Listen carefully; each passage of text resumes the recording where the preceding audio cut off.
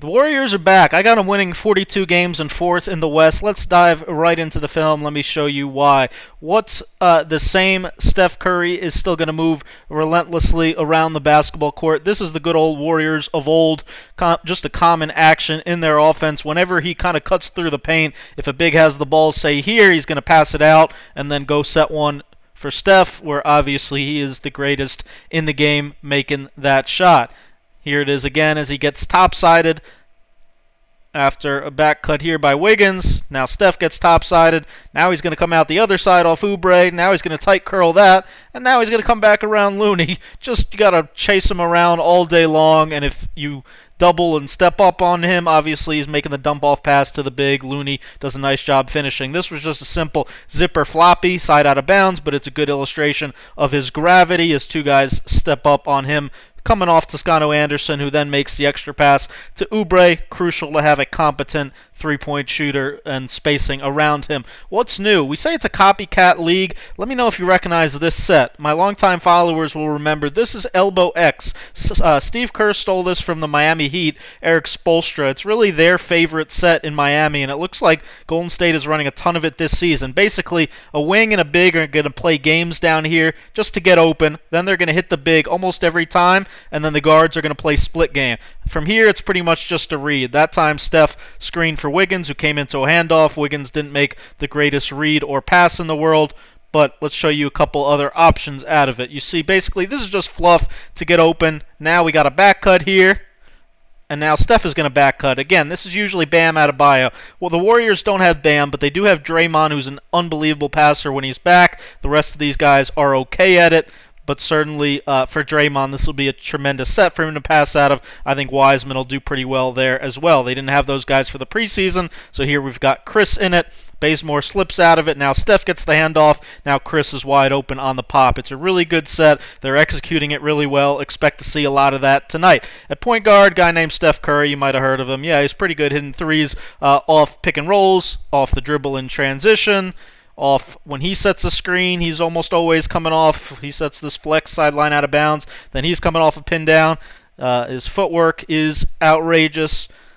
Basically, there's no shot that he can't make. Just reminding you of that because I know it's been a while. But it'll be great to see Steph Curry full speed running around the floor like he does here. Hassan Whiteside, you might want to grab that guy in transition instead of just pointing about it. And again, that's that corner pinch action that they run so well and that they've been doing for so long. Steph hidden in transition there. He'll play less pick and rolls than Warriors fans all want him to play, but he'll still see a decent volume of that, maybe a little more this season. Steve Kerr's reasons, too long to explain right now, but they actually are pretty valid. But again, he'll get an opportunity to do that a little bit more this season. Really good finisher off the glass when he gets downhill. He can shake and bake with the best of them to wiggle free for his finishes at the rim. And again, good at keeping his man on his back and can reach and finish and tremendous touch with both hands. Really does not like the label of being a bad or soft defender. So you're going to see him, I think, step up defensively this season. There he is guarding Murray again here. He's going to have to take some of the challenge a little bit more, especially with Clay gone. Oubre is certainly a passable defender. That was a great contest by Steph, but I think he really wants to prove that he's no sieve defensively. It's pretty tough, taking a charge there and see if he can impress a little bit more, and definitely he's gotten so much better on that end, that time forcing the steal. Kelly Oubre, I was with for a long time in Washington, D.C., high energy player. He's going to have a lot of fun on the basketball court. It's going to be fun to watch, play really up-tempo, really athletic. The shot is hit or miss, 35% from threes. Good when he can hit those corner threes. He's a little erratic the rest of the floor. Will create a little bit for himself in the mid-range.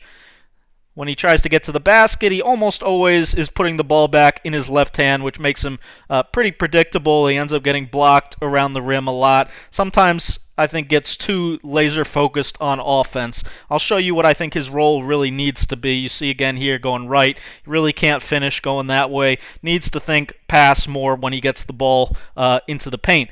Again, defensively, he probably has the biggest difference between when he's at his best and his worst in the league. Let me explain. When he's at his best, he's all NBA defense type. He's absolutely tenacious on the basketball. He can strip anybody. Guys can hardly even dribble. When he's at his worst, he's doing things like this, like nonsensical overplays way all the way out there that give up layups. It's all mental focus with him. It's all effort. This overplay is a little more excusable, less drastic, and this time he recovers for a phenomenal block. He is unbelievably athletic and, again, is able to get a lot of blocks and steals. Look at this picking up full court. Here's where he looks like Scottie freaking Pippen or something. When he picks up full court and is in this stance like this, I promise you, he can make an all-defensive team. The reason you haven't heard any talk about him doing it in the past, and he hasn't done it in the past, is because he's been too worried about his own offense, his own shots, all that other crap. If he buys into his role on this team of being the lockdown defender every single night, which Steve Kerr, I promise you, is going to ask him to do, he can be phenomenal on that end. But again, it takes focus. What are we doing here? This doesn't make any sense. Why would you just leave the basketball right there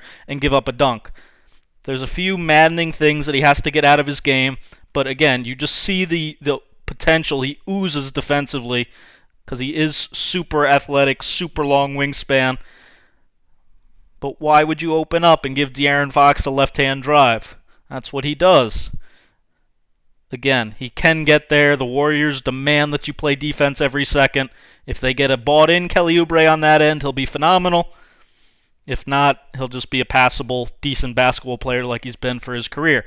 Andrew Wiggins shot the ball well from three, 34% with Golden State. Pretty decent, but obviously is going to miss his fair share. The Warriors will allow him to take a little bit more mid-range, which, the analytics people are going to hate this statement, but I don't really love like this shot off the dribble, a three contested by the big off the dribble. I think in some cases, when you can get downhill playing against this drop coverage, for Wiggins, this big isn't going to contest this shot right here. That's a good rhythm shot for him, similar to this one, off the delay type action. Again, that's pretty much an open mid-range pull-up. I know fans and the analytics people hate it. I don't mind in ISO situations. Yeah, you don't want to ISO step back into a long two. That one, stepping back into a three, is a good shot. For him, it's about finding the right balance. The Warriors will let him play his game a little bit, but they'll also certainly try to make him mostly threes and getting to the rim and being his most athletic, efficient self.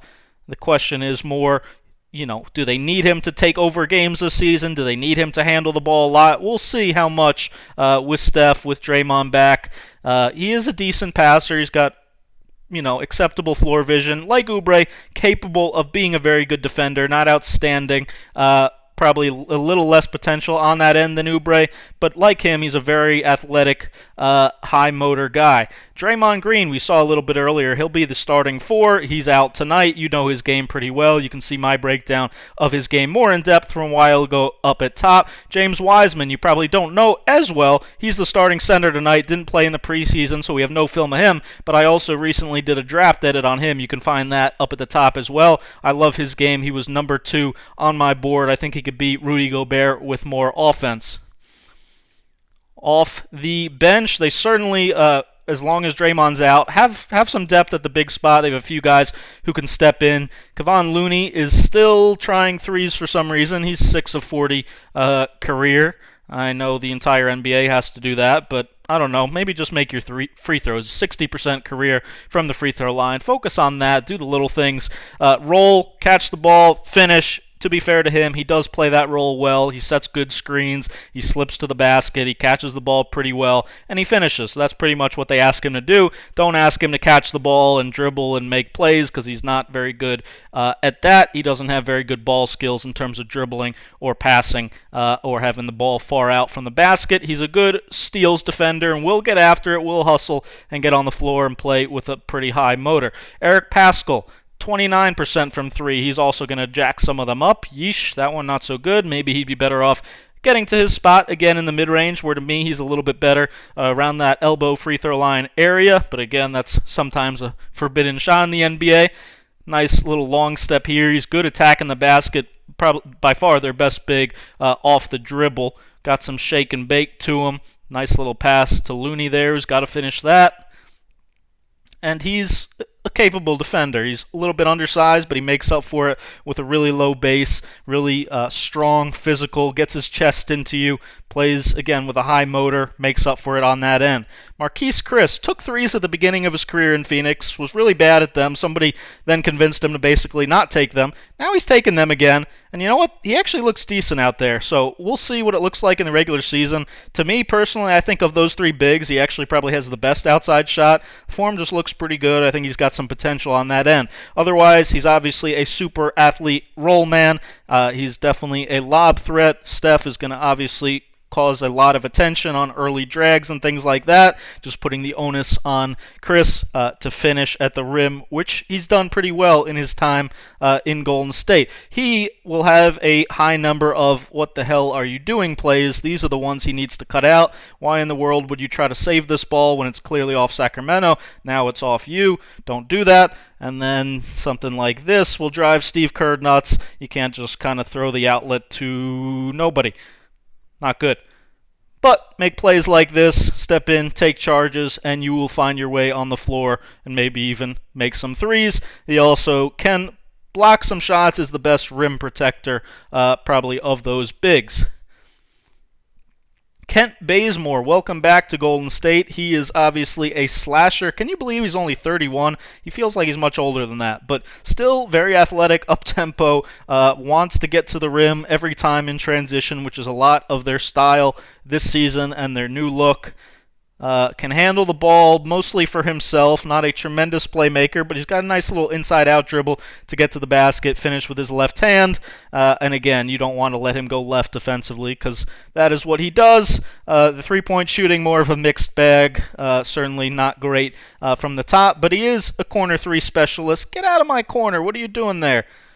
Who knocks that corner three down pretty well. Thanks for watching. Make sure you thumb up, subscribe. If you're curious about everybody else, Wanamaker, Damian Lee, Poole, Toscano Anderson, Nico, Smiley, Mark Mulder, ran out of time for them. Just go to patreon.com/ScoutWithBryan for a 10-plus minute bonus video breaking down all of their games, the rest of the Warriors' depth, and a ton of bonus clips. Appreciate you guys watching. Check out that bonus video on Patreon.